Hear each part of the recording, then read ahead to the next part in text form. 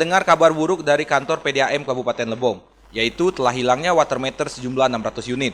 Dijelaskan langsung oleh Kasubag Perencanaan PDAM Kabupaten Lebong, hilangnya water meter ini menimbulkan banyak dugaan, di mana hilangnya ini tidak masuk akal. Bagaimana tidak, hilangnya water meter ini yaitu di gudang kantor PDAM itu sendiri. Pintu, jendela, serta tembok tidak ada kerusakan sedikit pun. Setelah pasca kejadian, atau setelah diketahui hilangnya salah satu benda penting ini, Kabag Teknik PDAM melaporkan ke pihak berwajib bahwa telah terjadi kehilangan di kantor. Dari pihak polisian pun telah mengusut kasus tersebut hingga saat ini. Untuk kasus kehilangan, kantor PDAM Lebong tidak sekali ini saja terjadi. Sebelumnya pernah terjadi kehilangan 2 genset, hingga sampai saat ini belum ada kejelasan hilangnya alat-alat tersebut.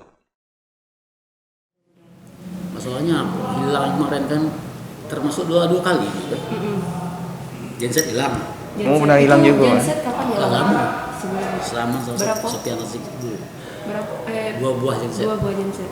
Tidak tahu sampai gini. Lah dilapor polisi sampai kini tidak ada. Belum ada tindak lanjutnya. Karena genset ini pemberian dari CP dulu yang 2 buah ya Pak ya? 2 buah. Genset besar dari Eko genset. Itu udah dilaporkan tapi belum di. Genset itu boleh di starter, bisa starter. Berarti Sebesar itu ikon, posisinya genset. genset itu baru ya? Baru kalau saat sikok itu tidak buka dari kardus, sikok nggak buka, karena ditetes dulu kan.